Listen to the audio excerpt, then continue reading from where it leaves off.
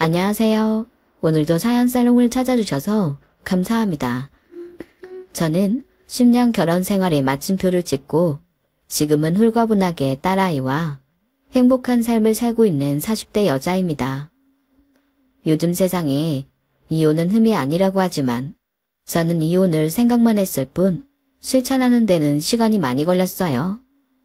지금 생각하면 망설였던 제가 참 바보 같다는 생각도 드는데요. 이혼을 결심하기 전까지는 그래도 한편으로는 사랑했던 남자와 끝까지 함께하고 싶었던 순수한 마음도 있었던 것 같아요. 물론 지금은 우연이라도 다시 볼까 생각만 해도 싫은 인간이 됐지만요. 저는 서울에서 나름 이름 있는 학교를 졸업했어요. 그리고 졸업하던 해에 외국계 IT 회사에 입사했고 5년 넘게 근무하다 보니 얼추 월마다 세금 떼고 500만 원 넘게 받는 연구원이 되었는데 제 나이에 평균적으로 많은 월급을 받고 생활하다 보니 솔직히 씀씀이는 큰 편이었어요. 아직 철이 없기도 했고 그만큼 갖고 싶은 것도 하고 싶은 것도 많았으니까요. 그러다 대학 친구의 소개로 동갑인 남편을 만나게 됐는데요. 2번 정도 만났을 때는 싫지도 좋지도 않았는데 3번째 만남에선 남편과 있는 게 편하고 즐겁다는 생각이 들었어요. 그래서 3번째 만남 이후 남편과 저는 본격적으로 연애를 하기 시작했고 제 인생은 큰 전환점을 맞게 됐었죠. 사실 남편과 만나면서 가장 좋았던 부분은 대화가 끊이지 않고 잘 된다는 거였어요. 소위 말하는 코드가 잘 맞았죠. 남편 역시 저와 같은 IT 업계에 다니는 사람이었거든요. 저 역시 주로 남자들과 일을 하는 편이었는데 그렇게 사적인 대화가 통하는 남자는 처음이긴 했어요. 그리고 통하는 부분도 많았지만 달랐던 부분도 많았는데 2번째 만났을 때까지는 그 부분이 크게 와닿더니 막상 사귀기로 하니까 그건 또 다른 매력처럼 느껴지더군요. 콩깍지였죠. 저는 그때까지 그 콩깍지가 얼마나 무서운 건지 알지 못했어요. 그저 좋은 것만 보이고 핑크빛 미래만 보이는데 아, 이래서 사람들이 결혼을 하는구나 싶더라고요. 남편에게는 크다면 크고 작다면 작은 문제가 있었어요. 저는 한 회사에 오래 다녔지만 남편은 반대로 이직을 많이 했거든요. 이제 막 창업한 회사인 경우는 망하기도 했고 그래도 나름 규모 있는 중소기업은 빡빡한 근무 환경에 자기 발로 나가기도 했는데 남편의 가장 큰 문제는 자기 능력을 과대평가한다는 것도 있었어요. 사람이 성실하긴 한데 겸손하지 않은 것이 문제였죠. 하지만 한참 연애하던 제 눈에는 그것도 자신감처럼 보였죠. 이왕 만나는 사람이 자신감이 없는 사람보다는 많은 편이 더 좋다고 생각한 제가 단순했죠. 게다가 순간의 유혹이 약한 저와 반대로 남편은 체계적이고 계획적인 사람이라 더 끌리기도 했는데요. 왜 서로 다른 사람에게 끌린다고 하잖아요. 남편은 저와 동갑이었지만 저보다 더 어른스러웠고 저는 그런 남편과 평생 함께 한다면 삶이 보다 안정적일 거라고 저 역시 남편을 과대평가했어요. 그리고 남편 역시 자기보다 연봉이 높은 저를 부러워했는데요. 종종 이런 식의 말을 했어요. 자기는 좋겠다. 외국 계열 살아서 월급도 많고 복지도 좋잖아. 중소기업은 진짜 멀었어? 요즘 워라벨 하는데 나 같은 사람은 꿈도 못 꾼다니까. 뭘 그렇게까지. 지금도 늦지 않았어. 아직 젊잖아. 그리고 능력만 좋으면 어딜 못 갈까? 자기는 성실하니까 꾸준히만 하면 분명 좋은 회사 갈 거야. 그렇지. 나도 빨리 능력 인정받아서 자기처럼 대기업 들어가고 싶다. 남편은 그렇게 월급 많고 출퇴근 시간이 자유로운 저를 참 부러워했어요. 그리고 저는 그런 남편에게 언제나 할 수 있다며 격려를 해주곤 했는데 솔직히 좋아하는 남자라 그렇게 말했지. 전문대 나와서 중소기업에서 능력 인정받아 대기업으로 넘어올 수 있는 케이스는 극히 드문 게 현실이었죠. 그리고 결혼을 생각할 즈음 저와 같은 회사에 다니는 사람들은 저를 말리기도 했는데요. 저는 상관없었어요. 남편이 돈 잘 버는 와이프 덕보겠다는 것도 아니고 저 역시 남편이 벌어다 주는 돈으로 놀고 먹을 생각도 없었으니까 결혼을 망설일 이유가 없었어요. 다행히 저희 부모님도 남편이 저보다 능력 없다는 걸 문제 삼지 않으셨어요. 오히려 결혼할 때, 신혼집 장만할 때 힘든 시댁을 배려해서 전세 보증금을 저희 아빠가 전부 대주시기도 하셨거든요. 그래서 남편이 그 부분을 저에게 가장 미안해했는데 어차피 전세 보증금 명의가 제 앞으로 되어 있어서 남편에게 미안할 것도 아니라고 했었네요. 하지만 남편은 저와 저희 부모님 보기가 민망했나 봐요. 그래서인지 남편은 벌이도 제가 더 많으니 경제권을 저에게 넘겼고 자기는 용돈 받아 생활한다고 하더군요. 처음엔 뭣도 모르고 좋아했지만 이게 정말 저처럼 무계획적인 사람에겐 큰 숙제였어요.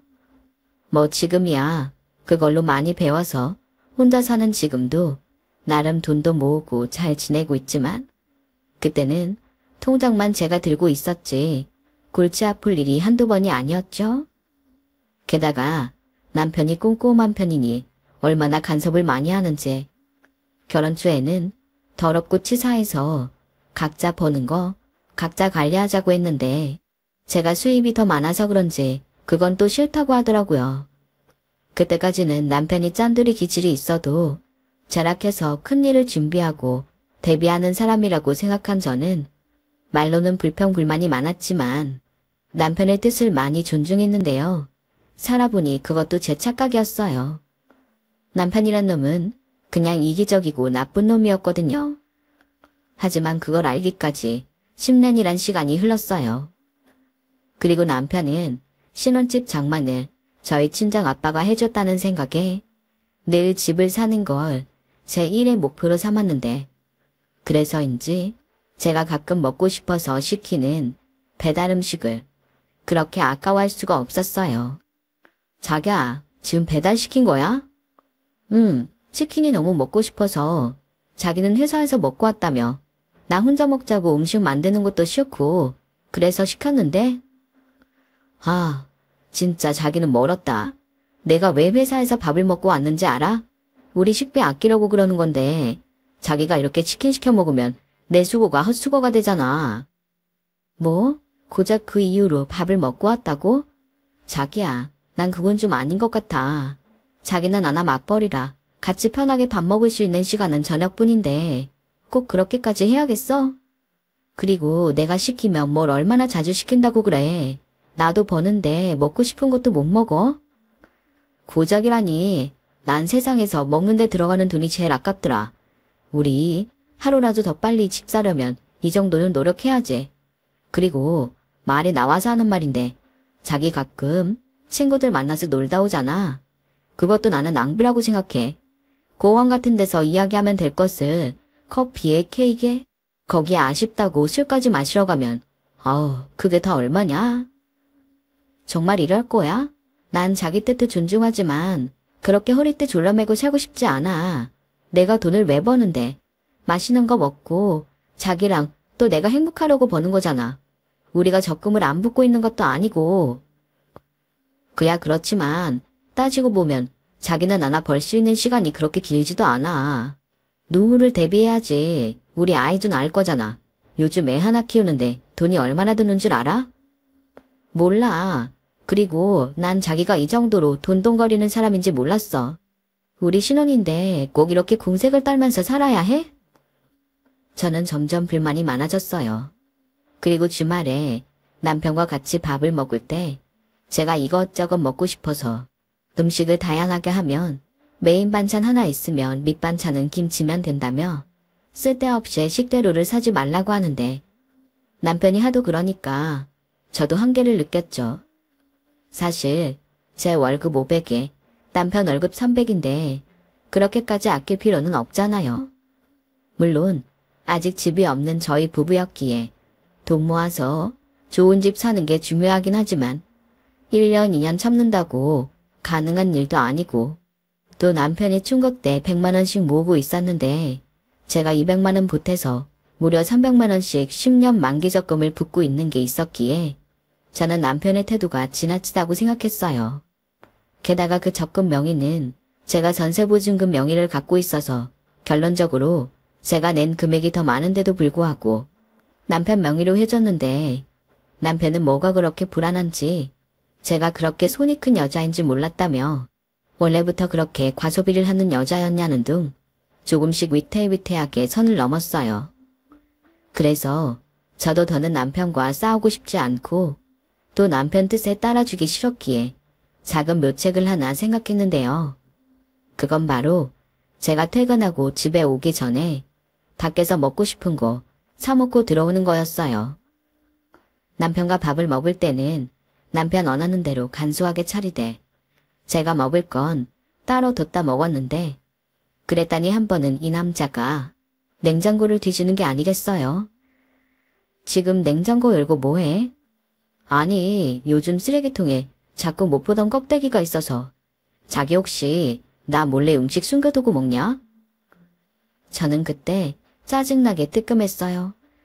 딱히 나쁜 짓 한 것도 아닌데 남편이 그렇게 말하니까 저도 모르게 움츠러들더라고요.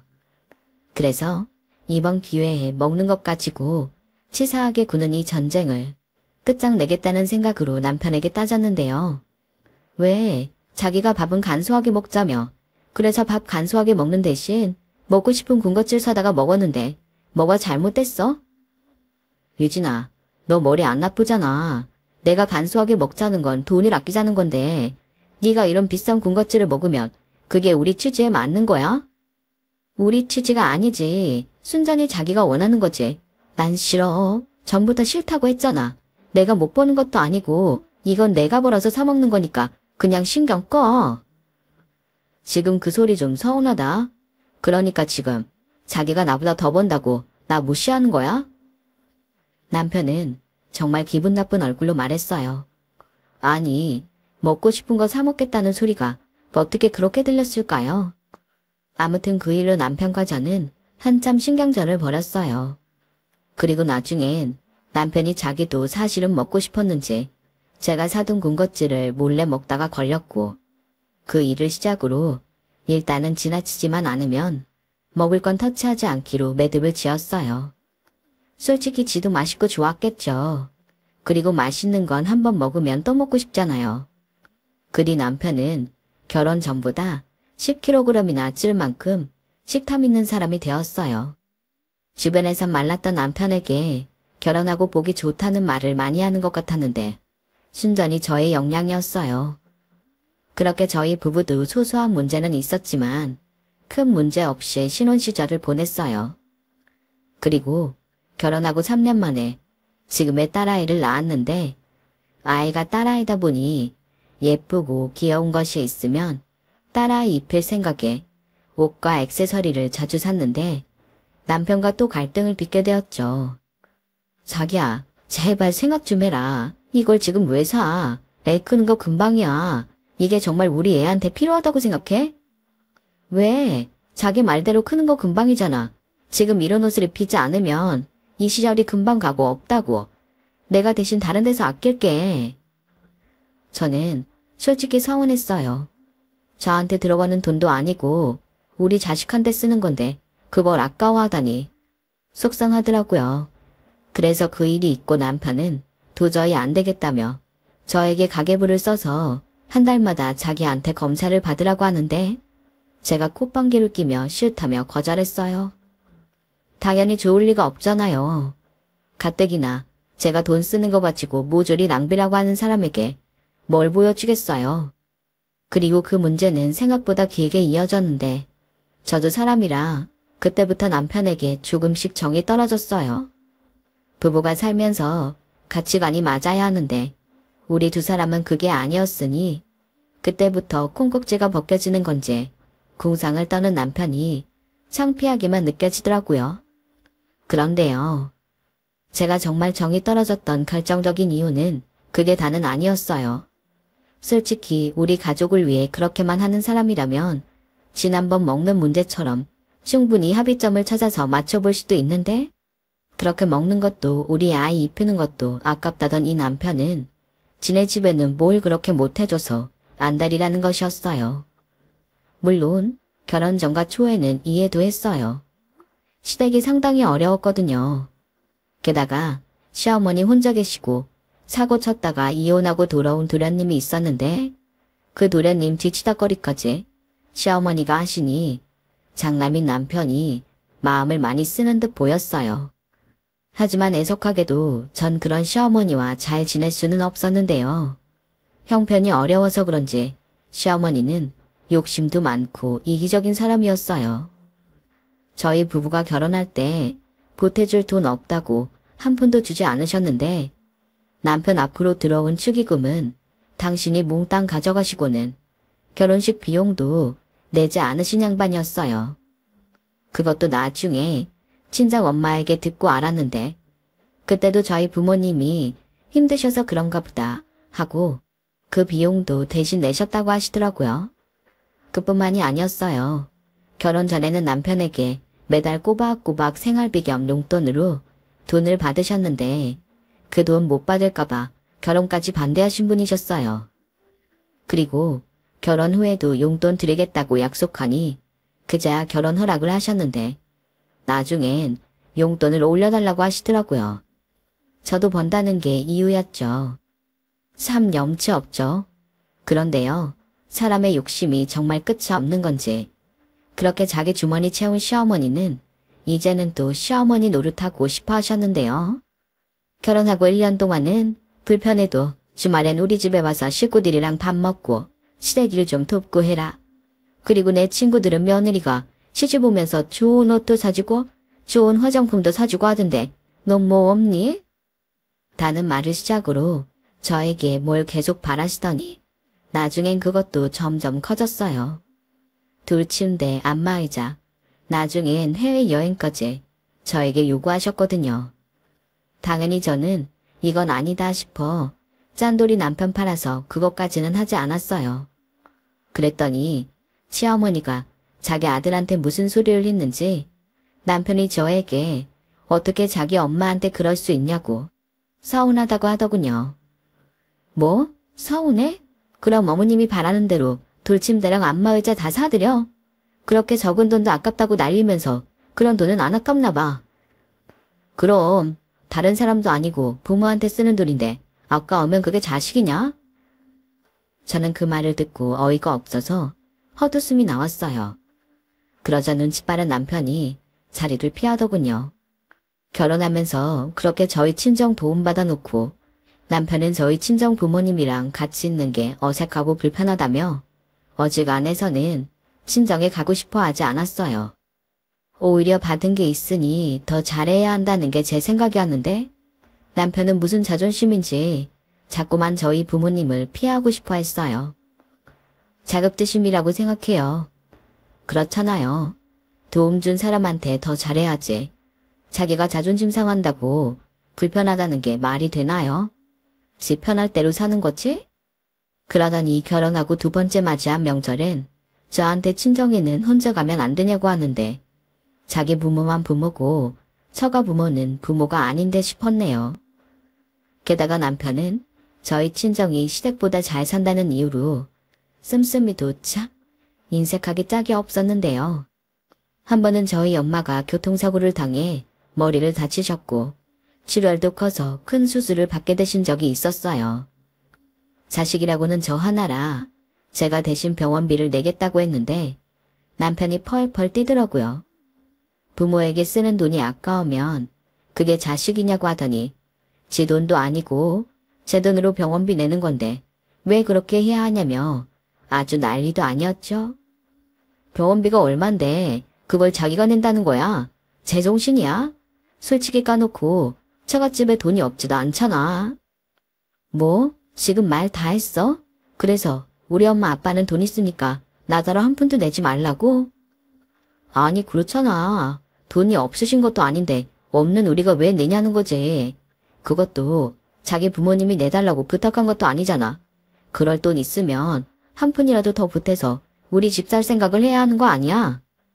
남편이 그러든지 말든지 저는 자식된 도리를 했어요. 세상에 돈으로 할 수 있는 효도가 가장 쉬운 거라고 하잖아요.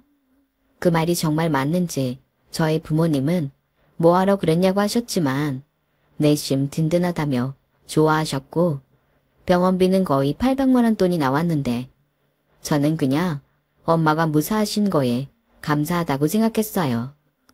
그러면서 혹여라도 저희 집에서 알고 속상해하실까봐 그 돈을 남편과 상의해서 같이 드리기로 했다고 거짓말까지 했는데 이 남편놈은 정말로 그 돈을 저희 부모님이 다 받았냐며 그렇게 돈도 있으신 양반이 자식이 주는 돈을 덥석 받을 수가 있냐며 선을 넘더라고요.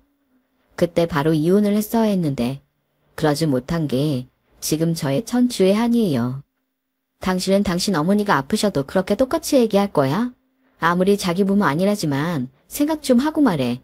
막말로 결혼하고 자기 어머니한테는 꼬박꼬박 다달이 용돈 드리지만 우리 부모님한테는 용돈 드린 적도 없잖아. 그야 우리 집은 처가랑 상황이 다르잖아. 당신 집은 부모님 두 분 다 계시고 돈이랑 집도 있지만 우리 엄마는 뭐 하나 가진 게 있냐? 집도 전세인데. 난 그냥 여유도 있으신데 그렇게까지 해야 하냐는 거야. 우리 엄마는 없으니까 그렇게 하는 게 자식된 도리고. 참 어이없다. 입장 바꿔서 생각해봐. 이런 말 치사해서 안 했지만 이건 굉장히 이상한 거야. 우리한테 해준 것도 없으신 당신 어머니한테는 해드리는 게 맞고 우리한테 이것저것 해준 우리 부모님은 돈 있으니까 안 하는 게 맞다고? 남편은 제 말에 할 말이 없는지 입을 닫고 방으로 들어갔어요. 꼬라지가 난 거죠. 결혼 전에는 몰랐는데 이 남편놈은 꼬라지가 나면 꼭 저렇게 방에 들어가 문을 잠그는 게 습관이었어요. 지 혼자 쓰는 방도 아닌데 문을 왜 잠그고 지랄인지. 이쯤 되면 저의 콩깍지는 제 인생을 말아먹은 가장 큰 원인이라고 할 수 있을 정도였죠. 그렇게 저희는 관계 회복 없이 멀어져만 갔어요. 그리고 저도 성심이 고운 편은 아니었기에 남편과 냉전 중에는 시댁에는 가지 않았는데요.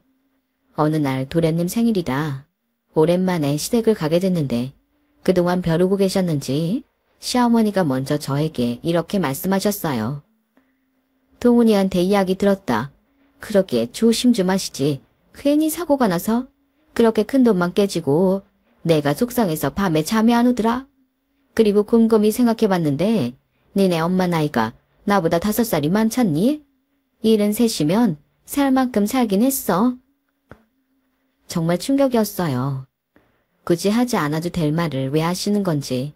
그래서 뭐 살 만큼 사셨으니 돌아가셔도 된다는 말을 하고 싶으신 건지 저는 기분이 굉장히 나빴어요. 그리고 이 집 사람들은 도대체 예의라는 걸 밥 말아먹은 종자일까 싶어 저도 화난 김에 할 말은 하자 싶었죠. 어머니, 그렇게 말씀하시면 저도 나중에 어머니 아프시면 똑같이 생각해도 될까요? 어머니 내후년이면 칠순이시잖아요. 사실 만큼 사셨으니까 괜찮지 뭐. 그렇게 생각해도 서운하지 않으신 거죠? 뭐? 당신 지금 그게 무슨 소리야? 미쳤어? 생각 좀 갖고 얘기를 해. 지금 그게 며느리가 시어머니한테 할 소리냐? 아니, 어머님이 먼저 그렇게 말씀하시니까 여쭤보는 거야. 우리 엄마는 70 넘었으니까 살 만큼 살았다고 하시는데 나는 뭐 등신이야? 그 말을 듣고 네 하게? 그날 도련님한테는 정말 죄송해요. 어쨌든 기분 좋게 식사하자고 모인 자리인데 본의 아니게 일이 그렇게 됐으니 분위기도 좋지 않았고 저는 이렇게 불편하게 있느니 객식고는 빠지는 게 낫겠다 싶어서 딸아이만 데리고 먼저 집으로 돌아왔는데 예상했던 대로 그날 저녁 남편과 목소리까지 높여가며 싸워야 했어요. 물론 며느리인데 저도 너무하긴 했죠. 저도 잘 알아요. 하지만 아무리 어른이라도 주거니 받거니 시어머니도 잘못하신 부분이 있는데 남편은 무조건 제가 나쁘다고 다그쳤고 당장 자기 어머니한테 머리 숙여 사과하라고 윽박까지 지르는데 이미 많은 걸 내려놓았음에도 눈물이 났어요. 서러웠거든요. 이런 결혼 뭐하러 했나 후회하면서 그때부터 본격적으로 이혼 생각을 했어요. 하지만 애도 어리고 그때는 무슨 겁이 그렇게 많았는지 이혼녀라는 꼬리표를 달고 살 자신이 없더라고요. 이러지도 저러지도 못하니 결국 우울증이 오더군요. 재미있게 또 행복하게 살자고 한 결혼이고 열심히 일해서 돈 버는 건데 사는 게 재미없고 아이도 혼자 키우는 것 같았기에 내가 뭐하러 이 짓을 하고 있나. 삶의 의욕이 점점 사라졌어요. 상태는 점점 나빠져 만사가 귀찮았고 조그만 일에도 화가 났어요. 몸은 천근만근 피곤한데 불면증에 잠도 오지 않고 무엇보다 큰 문제는 아직 어린 딸이 투정을 부리거나 힘들게 하면 저도 모르게 짜증을 내고 쉽게 화를 낸다는 거였죠. 이 아이가 원해서 세상에 태어난 게 아닌데 아이도 울고 저도 울었어요. 저라도 이 아이를 지키고 행복하게 해줘야 하는데 제 마음 하나를 잡지 못하면서 제가 무슨 엄마인가 싶었죠. 그 뒤 저는 지난 시간을 반성하고 남편은 몰라도 딸아이를 위해 살기로 마음을 다잡았어요. 남편도 지쳤는지 잘할 거 아니면 자기 집은 자기 혼자 간다고 저는 올 필요 없다고 하길래 고맙다고 했네요. 각자 집에 알아서 잘하고 서로에게 피해 주지 말고 살자고 합의를 보니 세상 그렇게 편할 수가 없더라고요. 그 후 저희 부부는 겉으로는 아무 문제 없는 그런 부부가 됐어요. 기대하는 게 없으니 더는 실망할 것도 없었고 원래부터 아이는 저 혼자 키우다시피 했으니까 그것도 크게 불편하지 않았죠? 당연히 혼자 도맡아서 육아를 한다는 게 쉬운 일은 아니었지만 대충 남편과 사이가 좋지 않다는 걸 안 친정엄마가 저희 딸을 종종 봐주시기도 해서 저는 그때그때 도움을 받아 큰 어려움 없이 아이를 키울 수 있었어요. 그야말로 남편은 저에겐 있으나 마나한 존재였는데 그렇게 결혼하고 꼬박 10년이 되자 그것도 정이라면 정인지 예전처럼 잘 지내려 하진 않았지만 그래도 한 집에 사는 식구로서 기본적인 건 챙겨주고 살았어요. 그러다 드디어 적금 만기가 되었고 때마침 아이도 7살이라 초등학교 입학을 앞두고 있었기에 저는 이제 집을 사야겠다고 판단했죠. 아이 학교도 있는데 이사를 계속 다니는 것도 그렇고 집값이 점점 오르는 게 이러다 집도 못 살 것 같아 불안했거든요. 게다가 적금이 만기가 되어 목돈도 있으니 조금 무리를 하더라도 아이 키우기 좋은 동네로 이사가고 싶었는데요. 그러다 엄마 친구의 소개로 정말 운 좋게 신축 아파트를 매매할 수 있는 기회가 찾아왔어요.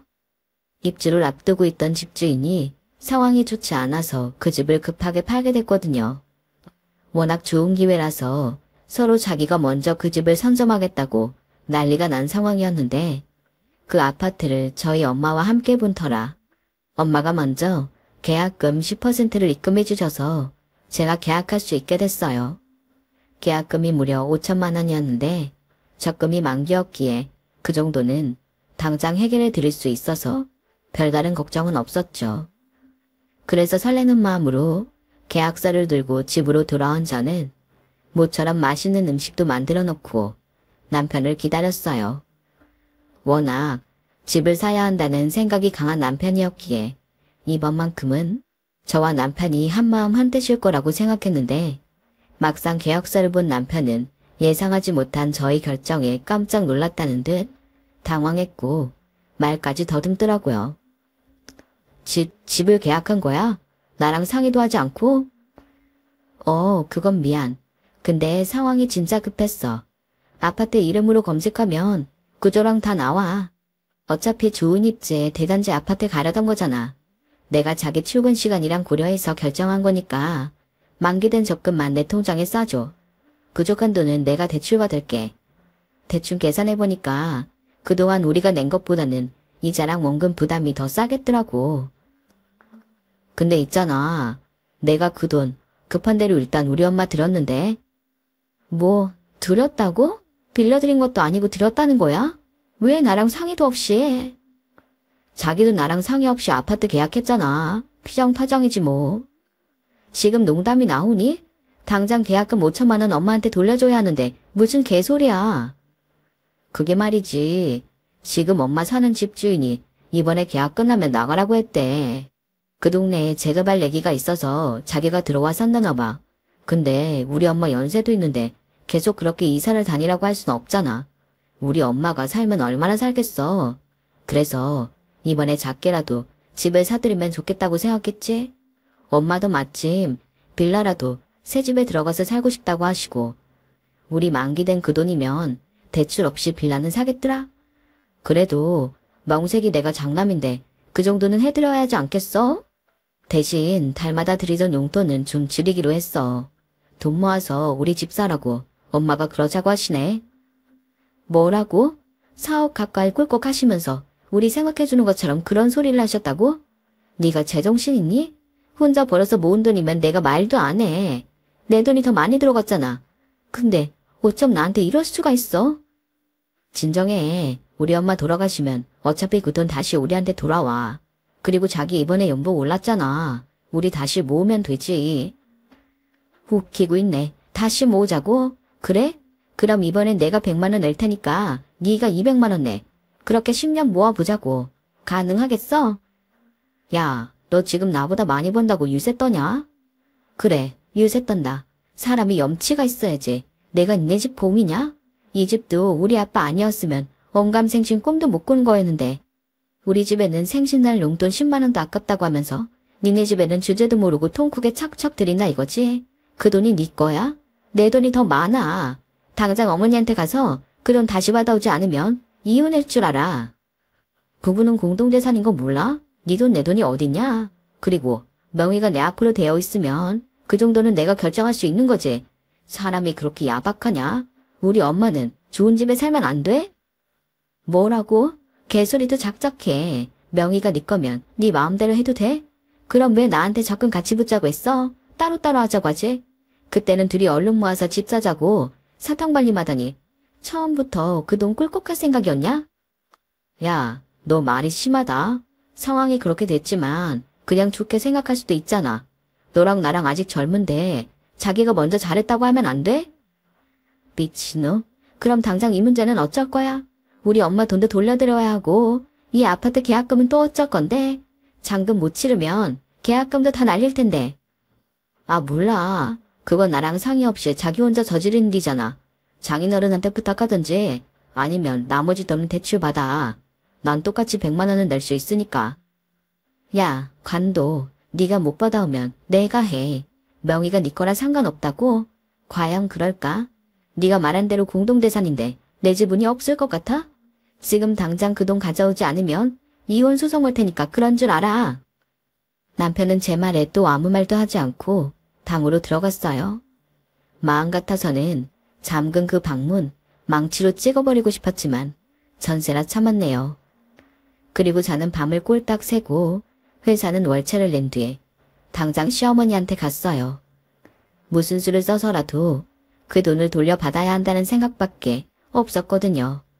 그러자 남편에게 이미 연락을 받았는지 시어머니는 집에 있지 않으셨어요. 그리고 한참을 기다려도 시어머니는 집에 오지 않으셨는데요. 아무래도 저를 피해 도망 다니시는 게 분명했어요. 그래서 저는 더는 기다리지 못하고 시어머니를 찾아다녔고 어떤 오지랖 넓은 슈퍼 이모님께서 저희 어머니가 누구 집에서 화투를 친다며 웬일로 간식거리를 사들고 갔다는 말을 해주더군요. 그리고 실제로 그 집에 도착했을 때 저희 어머니는 화투를 치면서 아들이 집을 사줬다며 입에 침이 마르도록 자랑을 하고 계셨어요. 저를 피해 도망가서 계신 거면서 참 뻔뻔하다 생각했네요. 어머니, 한참 기다렸는데 여기서 뭐 하세요? 너와 여기로 어떻게 왔냐?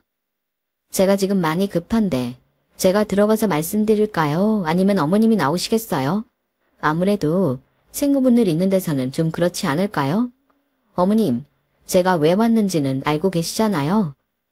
시어머니는 얼굴이 잔뜩 붉어져서는 급히 그 집에서 나왔어요. 그리고 동네에서 큰 소리 내기만 해보라며 저한테 도리어 화를 내더니 씩씩거리며 당신 집에 가셨는데 그 뒤에도 시어머니는 당당하기만 하셨어요. 너 지금 뭔가 착각하는 모양인데 나 그 돈 이미 계약금으로 주고 없다. 그 돈이 얼만데 다 주고 없다는 거예요. 말도 안 되죠. 그 돈, 어머님 아들 돈은 얼마 안 돼요. 제 돈이 거의 다라고요. 어머, 나더러 지금 그 말을 믿으라고. 내 아들은 그런 말 안 했다. 지가 힘들게 모은 돈이라고 했지. 너랑 같이 모았다고는 안 했어. 그리고 네가 벌어봤자 얼마나 번다고 그 큰 돈을 같이 모았다는 거야. 웃기고 있네. 내 아들이 줬으면 이젠 내 돈이다 이거야. 저는 그때 왜 다른 사람을 해야 하는지 그 심정이 이해가 갔어요. 이렇게 사람 열받게 하는데 미치지 않고서야 제정신일 수가 없겠더라고요. 너무 화가 나고 억울해서 도내가 떠나라고 악을 쓰며 소리쳤어요. 그러자 당황한 시어머니가 저에게 역정을 내시는데 더는 참을 수 없었어요. 사람이 마음보를 착하게 먹어야지. 난 너 처음부터 마음에 안 들었다. 착하지도 않고 내 아들 기죽이게 생겨서 별로였다고. 그때 내 안목이 딱 맞았지. 괜히 결혼을 시켜서 이 꼴을 보고 너 그만 안 해. 소리 지를 거면 네 집에 가서 질러. 진짜 당신처럼 뻔뻔한 사람은 보다 처음 봐요. 좋아요. 엄마나 아들이나 똑같은 그 도덕심보 내가 제대로 고쳐줄 테니까. 오늘부로 저는 이 집이랑 아무 상관없는 사람이에요. 법으로 소송 걸 거니까 각오하시라고요. 제가 그 돈 이대로 포기할 것 같아요? 꿈 깨세요. 저는 당장 무슨 짓이든 하겠다는 심정으로 변호사 사무실을 찾아다녔어요. 그리고 그 중에서 가장 큰 로펌에 들어가 상담을 받았고 그동안 참고 산 위자료며 양육비 그리고 문제의 접근까지 제가 주장할 수 있는 모든 걸 하고 싶다고 얘기했어요. 다행히 매달 적금은 제 월급 통장에서 나갔기에 그 기록이 있었거든요. 저의 핸드폰 속에 이체 내역을 본 사무장님은 가능하다며 저를 안심시켜 주더라고요. 그리고 저의 이야기를 모두 들으신 사무장님은 제가 수입이 더 많았기에 가정의 기여도도 제가 더 크다며 제가 더 유리하게 이혼 소송이 가능하다고 하셨는데 저는 당장 진행시켜 달라고 했어요. 그리고 혹시라도 어머님 통장에 있을 그 돈을 남편과 시어머니가 빼돌릴 것이 두려웠던 저는 그 돈을 쓰지 못하게 할 방법을 물었고 남편과 시어머니를 고소하면 남편과 시어머니 통장 모두를 묶어둘 수 있다는 답을 들었어요. 무엇을 망설이겠어요. 저는 당장 그렇게 하겠다고 수임료 전액을 지불했고 안내받은 필요한 서류도 단 하루 만에 준비해서 로펌에 갖다 줬어요. 하루라도 빨리 진행하고 싶었거든요. 그러는 사이 남편은 저를 피해 다녔어요. 제가 이혼 준비를 한다는 것도 모르고 지가 피해 다니면 된다고 생각한 듯 제가 없을 때만 도둑놈처럼 집에 들어와서 필요한 것만 챙겨가고 코빼기도 보이지 않더라고요. 그래서 소장은 남들도 다 보라고 회사로 보냈어요. 그러자 이혼 소장을 받았는지 남편에게서 전화가 걸려왔는데 그렇게 피해 다니더니 지가 급하니 먼저 저를 찾는 게 웃겼어요. 그리고 저는 거리낌 없이 전화를 받았죠. 이거 뭐야? 당신 이렇게까지 해야겠어? 내가 미안해. 내가 잘못했어. 그러니까 한 번만 봐줘. 내가 대신 앞으로 10원 한 장 우리 엄마한테 안 줄게. 자기는 시어머니 없다고 생각하고 살아. 명절도 안 가도 돼. 대신 나는 장인 장모님한테 아들처럼 잘할게. 그러니까 한 번만 봐주라. 응? 우리 딸 지훈이도 있잖아. 그 입 닥쳐. 네가 딸이 있긴 하니? 아빠 노릇 제대로 한 것도 없으면서 어디서 애를 들먹여? 내가 분명 기회 줬잖아. 그동안 내가 너한테 기회를 얼마나 많이 줬는데 이제 와서 그래. 됐고 빌지 마. 받아줄 마음 전혀 없으니까. 그리고 오늘 중으로 네 집 빼서 집에서도 나가. 우리 집 보증금은 내 명의인 거 알지? 너 명의 엄청 따지잖아. 자기야 제발 그러지 마라. 한 번만 봐줘. 응? 내가 그냥 우리 집에 한 번은 효도하고 싶었어. 내가 막말로 도박을 한 것도 아니고 바람을 피지도 않았잖아. 당신이 딱 한 번만 봐주면. 누가 봐준대. 너나 니네 엄마나 너무 뻔뻔해서 더는 상종하고 싶지 않아. 오늘 중으로 짐 안 빼면 니네 어머니 집으로 죄다 보내버릴 테니까 그런 줄 알고 다신 나랑 우리 지훈이 앞에 나타나지 마. 알겠어? 법원에서 보자. 저는 통쾌한 마음으로 전화를 끊었어요. 그렇게 속이 시원할 걸 왜 참고 살았는지 후회가 파도처럼 밀려왔어요. 그리고 남편이 일단은 후퇴하는 마음으로 시댁에 들어간 듯 집에 오지 않았는데 대신 시어머니 전화가 빗발치듯 걸려왔어요. 당연히 안 받았죠. 무슨 소리 할지 모르지도 않고 그렇게 뻔뻔하게 보셨는데 당신도 당해봐야 하지 않겠어요? 그래서 핸드폰도 무음으로 해놓고 무시했어요. 그러면서 당장 쳐들어올 수도 있다는 생각에 방심하지 않고 있는데 제 예상과 달리 집에 오지는 않으시더군요. 아마 남편이 말렸겠죠.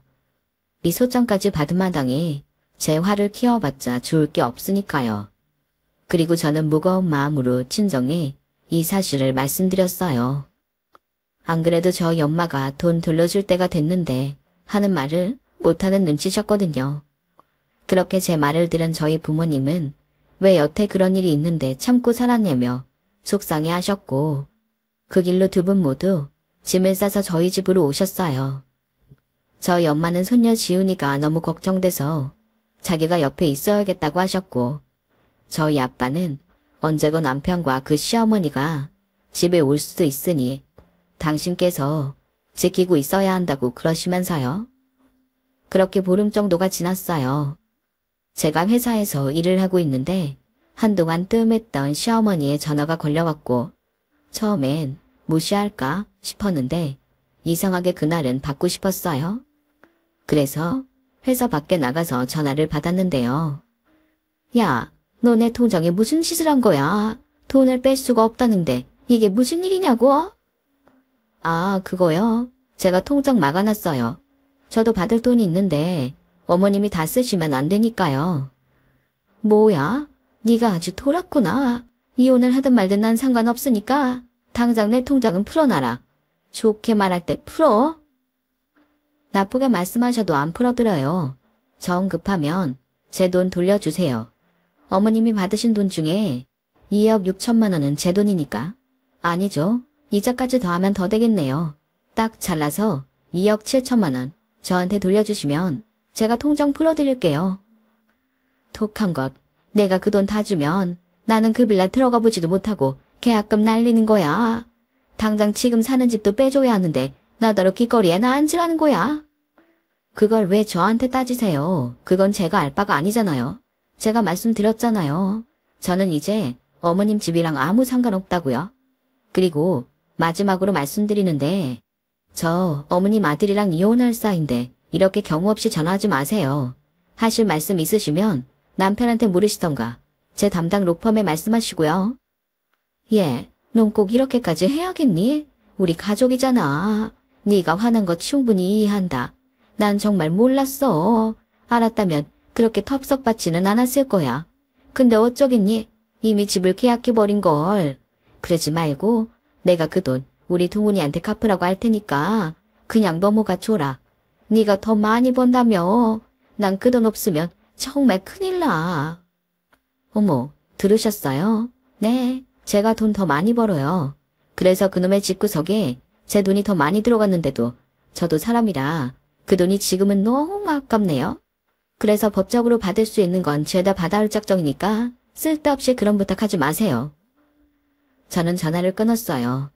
남편에 이어 얼마나 속이 시원하던지. 그러게 평소에 잘하면 좀 좋았을까요? 함께 살았을 때나 가족이지. 이렇게 돌아서면 남보다 무서운 게 사람인걸. 그들은 이번 기회에 제대로 알 필요가 있다고 생각했어요. 그리고 그날 저녁 남편도 자기 통장이 막힌 걸 알았는지 전화도 없이 집으로 쳐들어왔고 비밀번호 누르는 소리에 저희 아빠가 준비해둔 골프채를 가지고 중문 앞에 서서 기다리시는데 잔뜩 화가 나서 집에 들어왔던 남편이 저희 아빠를 보고는 잔뜩 겁에 질린 얼굴로 도로 남았어요. 그래서 모양 빠지게 문자로 화풀이를 하는데 그것도 고마웠죠. 이렇게 부탁하지도 않았는데 증거를 만들어주니 얼마나 고마웠게요. 그리고 남편은 지푸라기라도 잡고 싶었는지 저희 엄마에게 전화를 걸었어요. 그리고는 장모님, 저는 정말 억울합니다. 저는 이혼하고 싶은 마음이 전혀 없어요. 적금 만기된 거 제가 상의도 없이 저희 어머니 들은 건 잘못했습니다. 없는 집 자식으로 태어나 어머니 돌아가시기 전에 좋은 집에 한번 살게 해드리고 싶었어요. 그게 죄인가요? 그게 죄라면 저 달게 받겠습니다. 하지만 전 이혼하고 싶지 않아요. 제 가정 지키고 싶고 무엇보다 저 유진이 사랑합니다. 사랑한다고? 자네 참 듣던 대로 뻔뻔하네. 죄냐고? 그럼 죄지. 내 딸 돈으로 효도하라는 마음이 죄가 아니면 뭔가? 내가 자네 집에 호구짓하라고 내 딸을 낳은 줄 아나? 좋게 말할 때 내 딸 돈 돌려주고 이혼하게. 안 그러면 그때는 골프채로 안 끝나? 알겠나? 그리고 이 집에 얼씬도 하지 말게. 전세보증금 누가 해줬는지 알지? 남편은 그 뒤로 쫄았는지 연락도 없었고 집에 찾아오지도 못했어요. 그리고 지도 제대로 싸우겠다며 변호사를 선임한 것 같은데 소송은 저에게 아주 유리하게 흘렀어요. 뭐 하나 남편이 주장하는 게 말이 안 됐으니까요. 저에겐 증거가 차고 넘쳤고 변호사님도 준비를 어찌나 잘해 오셨는지 제 속이 뻥 하고 뚫리는 것 같더라고요. 결국 저는 모든 소송에서 승소했어요. 양육비도 매달 받는 건 불안해서 일시급으로 받는 걸로 끝났고 친권을 포함한 그 문제의 적금도 제 돈을 다 돌려받을 수 있었어요. 그리고 살던 전세 보증금도 저희 부모님이 전적으로 내주셨기에 재산 분할할 것도 없었는데요. 그동안 제가 받은 정신적인 피해와 기여도가 높아 남편에게 3천만 원 위자료를 받을 수 있게 판결이 났어요. 그러자 남편은 억울하다고 항소를 한다고 했던 것 같은데 워낙 명백하게 나온 증거들 때문에 항소도 못하는 것 같더라고요. 말은 하지 않았지만 그동안 제가 번 돈이 다 지 돈이라고 생각했을 텐데 소송이 그렇게 끝나니 억울했겠죠. 부부야, 이혼하지 않았을 때나 함께하는 거지. 이혼하면 남인걸. 남편 놈은 그제야 느꼈을 겁니다. 그 뒤 저는 승소한 걸 토대로 은행을 통해 시어머님 계좌에서 제 돈을 모두 돌려받았어요. 그리고 그 사실에 충격을 받으셨는지 시어머니는 알아눕게 되신 것 같은데 남편놈을 소개한 친구가 그 사실을 저에게 확인하려 연락했길래 아주 상세하게 있었던 일 모두 이야기해 주었어요. 이왕 퍼지는 소문 제대로 나라고요. 그랬더니 제 말을 모두 들은 친구는 그런 놈을 소개한 자기가 더 미안하다고 사과를 했는데 그게 어떻게 친구 탓이겠어요. 제가 선택한 제 탓이죠. 그런 걸 미리 다 알 수 있다면 대한민국에 이혼할 부부가 어딨겠어요. 그래서 그 친구에겐 괜찮다고 이야기했어요. 그리고 이혼도 잘 마무리됐기에 더는 그쪽 일에 신경 쓰지 않고 살기로 했고 저는 저대로 먼저 계약한 아파트에 딸과 이사를 했죠. 처음 가져보는 내 집에 정말 만감이 교차했어요. 딸에겐 늘 미안한 마음뿐이었어요. 아빠의 빈자리도 미안하고 어릴 때 제 아빠랑 싸우는 모습을 너무 많이 보여준 것 같아 그것도 늘 미안했죠. 그래서 지금부터는 딸아이를 위해 사는 엄마가 되자 결심했어요. 제 인생도 중요하지만 제 딸 인생은 더 중요하니까요. 그리고 딸이 원하면 아빠도 만나게 해주려 생각하고 있어요. 뭐 그 인간이 만날 의향이 있는지는 모르겠지만 더는 저희 딸이 상처받지 않았으면 좋겠다는 마음입니다. 비록 저는 결혼은 실패했지만 엄마로서 또 제 인생에서는 꼭 성공하는 사람이 되고 싶어요. 돈을 많이 버는 그런 성공이 아니라 누구보다 행복한 그런 성공이요. 그 얘긴 저의 이야기 들어주셔서 대단히 감사드려요. 항상 건강하시고 행복하시길 진심으로 바라겠습니다. 그럼 안녕히 계세요. 여러분, 사연 댓글에 응원과 현명한 조언 부탁드려요. 좋아요와 구독은 저에게 큰 힘이 됩니다. 오늘도 좋은 일 가득하세요.